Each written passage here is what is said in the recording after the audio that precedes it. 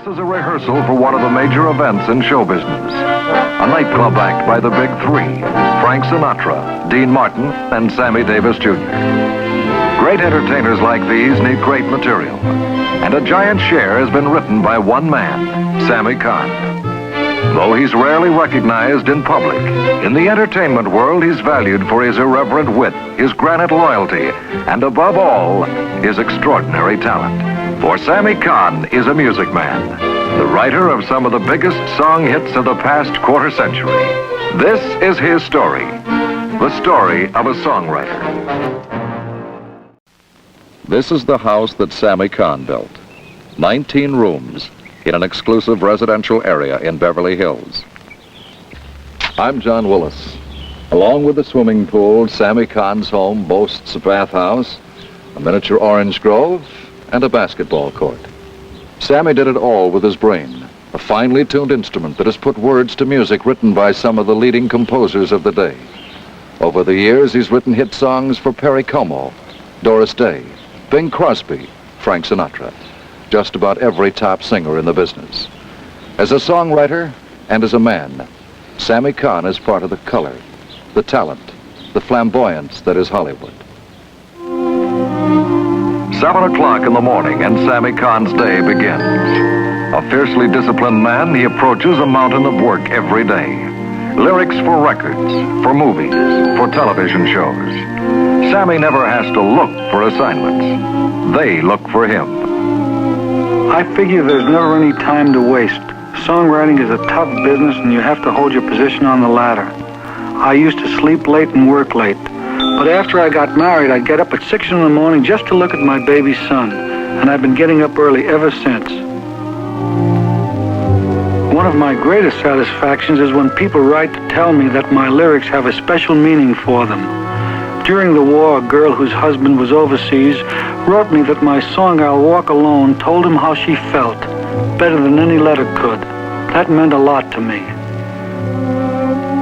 I met my wife, Gloria, 17 years ago at a party at Frank Sinatra's home. Now, every girl there was, as Frank might say, a ring-a-ding-ding, but Gloria stood out like a jewel. She helps to make our home a fortress and a haven, a warm, safe place.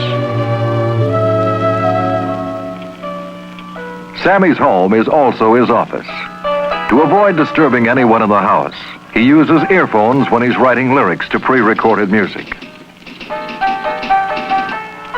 I don't know just how I do it, but sometimes I've written lyrics so fast that I'm embarrassed to take money for them. Something clicks and the words just tumble out. But I never overestimate what I do. A song lives by its melody. You never heard anybody hum a lyric. Scattered throughout Sammy's house are mementos to his ability for finding simple, eloquent words that evoke a time, a place, an emotion. Songs like Papa Won't You Dance With Me from his hit Broadway show. From the war years, a memorable ballad. And the hit from the era of the big bands.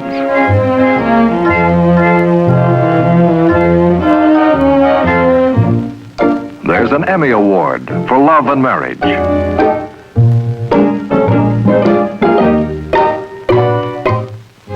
And a golden record for hits like All the Way.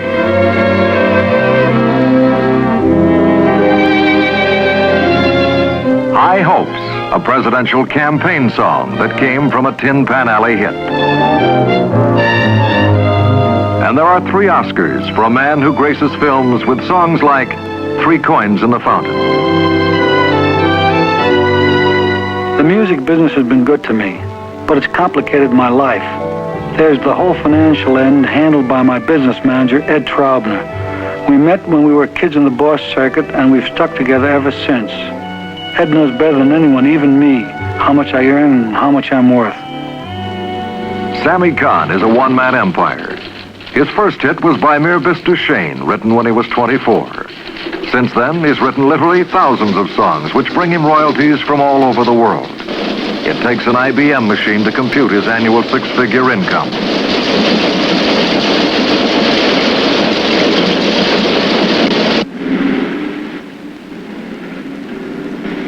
Everywhere I go, my work goes with me. I have no files or secretaries. It's all packed into my little black bag. Everything from a Broadway show to a nightclub act for Sinatra and Dean Martin. Sure, we need an opening. You gotta write an opening for two of us. You're going to work together? Well, that's why we're both going there. Well, I thought maybe you would come on first and then he would come on second. Well, write one for both of us and one for me. That's all. 3 openings. No, two openings. One for both of us and one for me. We'll use the one for me. Let him get his own opening. Sure, let him get out the way he got in. If friends like Dean or Sammy Davis ask me to write a special song, I do it for nothing. Because when they need one-shot nightclub material, they can't afford to pay me what I generally get for my work. So if someone like Victor Moan asks for special lyrics, I do it out of friendship. And somehow they never forget. When they need a big song for a movie or a record and there's money in it, they call on me. I write a lot of novelty lyrics for stars like Kirk Douglas to perform at charity events. I get a kick out of it. It's good for me. Willie Mays warms up by swinging a bat. I warm up by knocking out some words. These sideline assignments keep Sammy in shape for his many full-scale projects. With his collaborator of the past 7 years, composer Jimmy Van Heusen, Sammy discusses a new nightclub act with the rising star Juliet Prowse. You know, seeing as how I was born at least brought up in Africa, we should open with an African number. I got some marbles. Well, if you're looking for African lyrics, you got the wrong fella. If you're going to do an African number, that should be wild and exciting. Yeah. If you're going to come out the first number and be wild and exciting, then we cut away for 2 months while you rest. But openings should be exciting, shouldn't they, Sammy? An Yeah, but opening number is not the most important you know, thing. I've seen acts come out and they do their best number first and everybody And then leaves. they die afterwards. Yeah, but I don't know to what extent he wants to go with an African number, but it's an exciting idea. But when do you want to open this act? Around the middle of the year, June, July. I think that the main thing is we have all this time. Why don't we just kick some ideas around between us? Tony Shamley is going to be in. Tony will be doing the choreography, yeah. And Whenever I get a big assignment like Juliet's, I work on it in the back of my mind. For a nightclub act, the trick is to hand tailor the material for the star. Juliet has a great figure, a marvelous personality, and I'll have to think of an angle that will bring it out. That must come first, before a single note of music can be written. You know my name isn't in here at all today? That's the comment there. Not once. Van Heusen is in here pretty good. He was out with Ethel Merman again. Once a week. I bet he didn't do any writing at all. Save all that hair, I'll need it. Yeah, I'll save it. And neither did the slow song. With some teams, the words come first in a song. With others, the music's first. Jimmy and I spark each other by working simultaneously. Why don't we write Pause? Remember that? Pause. About he's going to give you diamonds and all that stuff, but before you take that terrible step, pause. He will promise you things like diamond rings. He will give you Things like diamond rings. And pretend he likes your future. Your future-in-laws. His future-in-laws. His future-in-laws. But before you make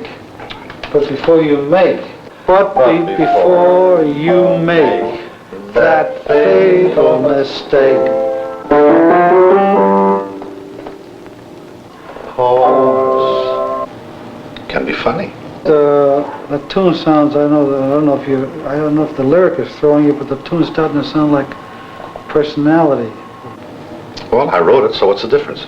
Yeah, but I didn't write it. Johnny Burke might get angry. Let's just put that down for a start.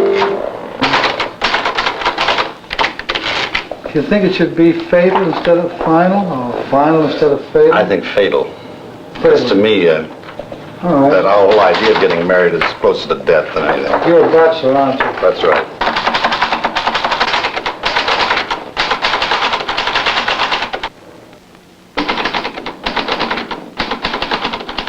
Why don't we just knock off for a minute? Just knock off and... If a song doesn't come to us almost immediately, we don't fight it. We take a break.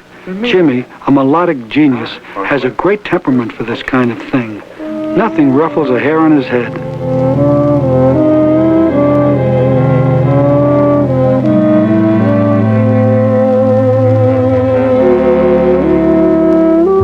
I'm different. I get worked up and have to move around until an idea hits me.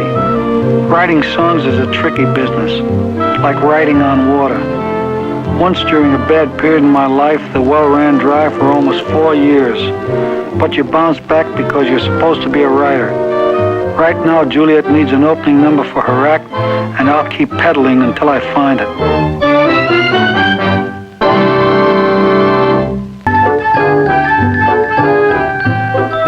Sammy Kahn is a traveling man. New York, Chicago, Europe. His province is wherever popular music is written or played. At least 3 times a year, he drops his work in California and looks after his interests in the capital of the music industry, New York.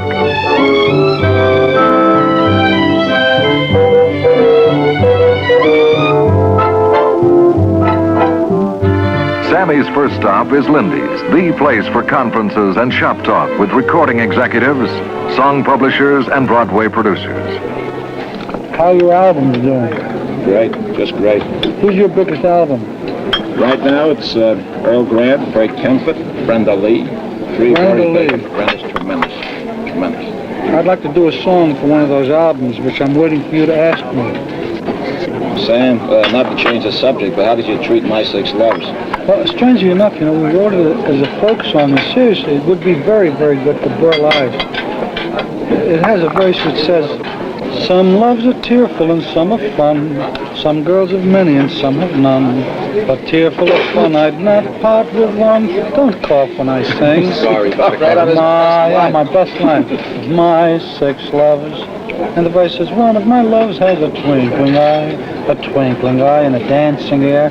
And we combine all the 6 loves into one love. I think Burl Ives would be marvelous, but if it isn't, we can ask our friend here to talk to Harry Belafonte. We have an exclusive? Yeah, 2 hours. Yes, 2 hours. 2 hours exclusive, right?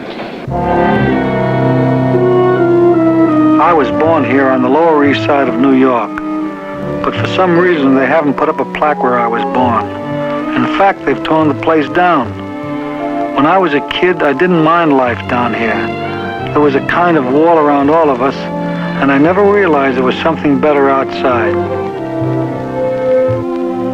I discovered a new world by going to the movies. I'd play hooky and go to 4 movies a day. I was fascinated by the stars and the music, amazed when I saw characters being served by butlers in an elegant world that I never knew existed. When I was 15, I quit school to play the fiddle in a band. My parents couldn't understand it. They wanted me to become a doctor or a lawyer. So at 16, I left home. I rented a small office on Broadway, and I worked there in the day and slept on the floor at night. Milton Berle and Phil Silvers used to play here, and I got started by writing material for them. When I see how far I've gone, I always remember where I came from, and I feel humble and grateful. Maybe this neighborhood helped make me what I am. Cole Porter once said his only regret was that he wasn't born on the Lower East Side so that he could have been a true genius. Wherever he goes, Sammy Kahn is never far away from show business, never far away from the responsibility for an act like Juliet Prowse's back in California.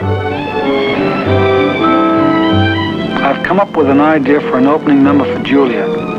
The only bad thing is that to work with Van Heusen, you have to drive 120 miles to his home in Palm Desert. He doesn't like working in Los Angeles and lives out here like a hermit. The only other house for miles around is Bing Crosby's. But Jimmy leads the good life out here. He's a prodigious ladies' man. In fact, Frank Sinatra would like to be Van Heusen, but Frank could never pass the physical. The guys will come out one at a time, and like they just made it on the stage, and let them sing, "This is a song to catch your breath by, This is a song. Well, why don't you catch your breath? Well, Like- that music. This is a song.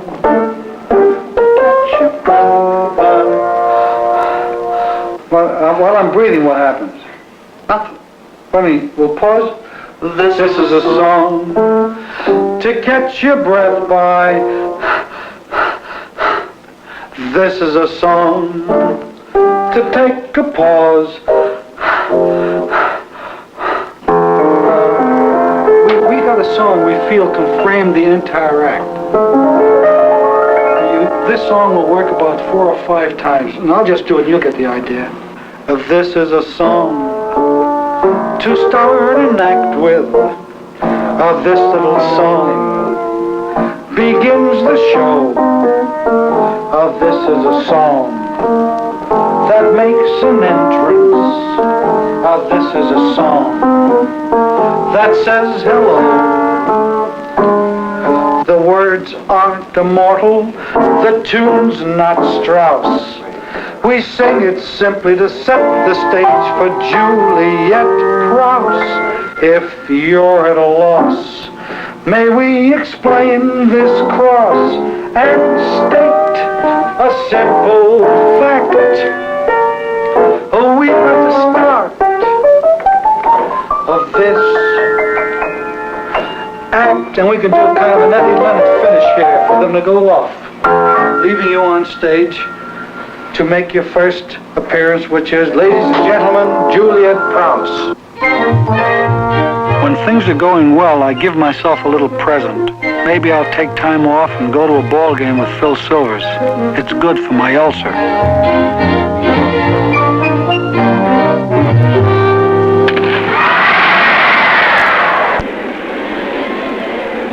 I'm not a baseball nut like Phil and Milton Berle, but I like to relax with old friends. And even though I'm watching grown men chase a little white pellet, the time isn't wasted because I'm really thinking about my work. When you write special material for a nightclub act, you don't try for big hit songs. You want a series of catchy numbers that'll show off the performer's personality. Using Juliet's looks and comic talent, we've decided to satirize the heroines of Hollywood spectaculars by turning her into a voluptuous Cleopatra and an ailing Camille. Wow, very good. This is the second one. And the third one. Well, I think right at this point, on the coughs, anybody who's supposed to be this ill and coughs at you, you feel, oh my Lord, what's going on? So I would really go. I would really play it. And really play it broad, like she's playing it broad. You get the loop cross out,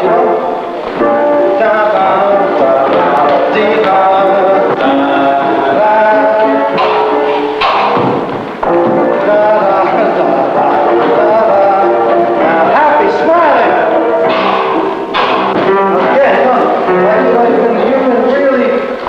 That she goes to me, she wants to cough to me. Like a sleepwalker. How are you going to get rid of this, but keep up the choreography because don't walk in there, but this, he was just... 3 weeks later, Sammy and Jimmy arrive in Las Vegas for the opening night of Juliet's performance.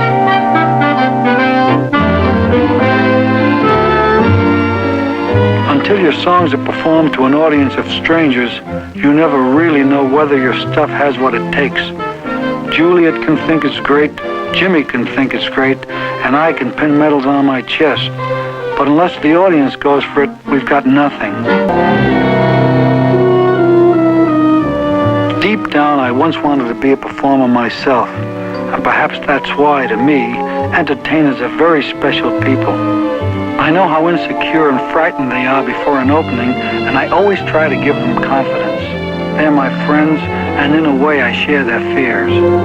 Now there's nothing more we can do. Jimmy and I will sit at a table like the rest of the audience. But there's one difference. Part of us will be on the stage with Juliet. And now, ladies and gentlemen, Miss Juliet Prowse.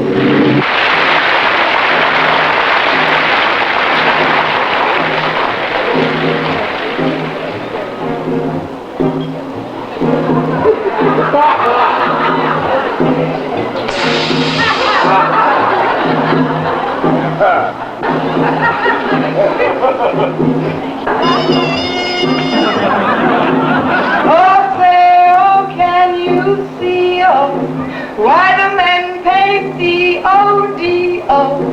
The countless charges for my barges on the Nile.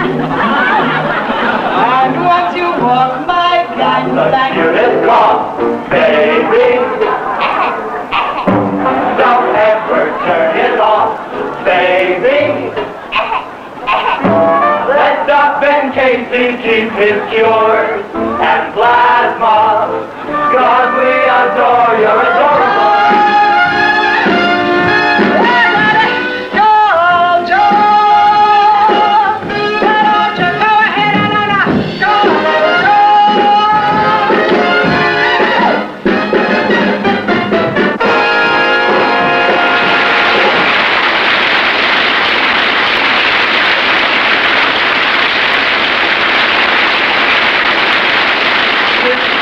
song to say good night with, and this little song says thank you. Oh, this is a song to say we're grateful, grateful to you. We've had a ball. The words and the music won't make you cheer. We only hope that our party kind of gets right in here. We have two wonderfully talented young men in the audience, Mr. Sammy Kahn and Mr. James Van Heusen, who wrote my special material. Another successful opening night. Lyrics by Kahn, music by Van Heusen. Two of the best in the business.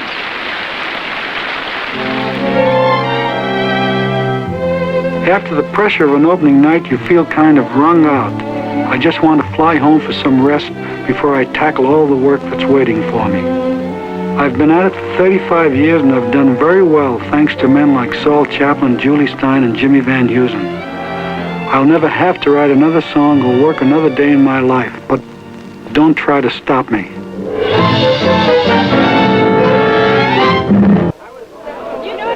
In Hollywood, even the opening of a new laundromat takes on the proportions of a spectacular. When you work hard, you feel you're entitled to play hard too. I know that a lot of people have taken swipes at what goes on in Hollywood. The luxuries, the parties, the swinging times. They say it's adolescent, but I'll tell you, I never lived like this when I was a kid.